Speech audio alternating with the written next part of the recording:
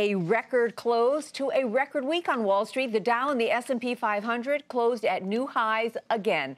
But investors today turned to the big report on the job market. Now, it wasn't stellar, and some analysts are calling it a Goldilocks report. Not too hot, not too cold. It showed steady improvement with 214,000 new jobs added, but that was less than expected. Now, the unemployment rate ticked down to 5.8%, and the past 2 months were revised higher. The big disappointment for American workers, though, wages. Average hourly earnings were up just 3 cents in October. As Hampton Pearson reports, President Obama made the most of the numbers.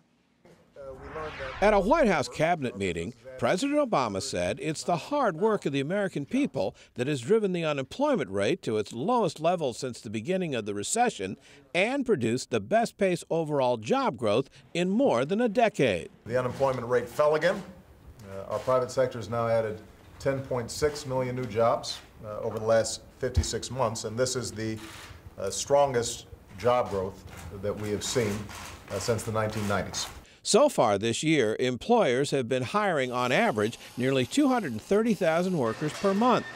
Today, at a jobs fair outside Baltimore aimed at hiring veterans, both job placement professionals and job seekers were cautiously optimistic. I think that there's certainly opportunities there, if nothing else, even irrespective of the economy, just because of, the shift in the generational, focus of our workforce and desire to bring on board new folks and who have the latest, backgrounds and technology skills. But stagnant wages remains the biggest shortfall. Average earnings have risen just 2% over the last year. October saw job growth in nearly all sectors. The unemployment rate went down for all the right reasons. More workers found jobs and returned to the labor force. And leading economists say the pace of hiring in better-paying jobs is picking up. We are starting to see more broad-based gains in manufacturing and those professional services, hiring full-time instead of just temporary workers on things like accountants, engineers, consultants, management. That's something that we lost dramatically during the recession, and we're now starting to see consistent gains back.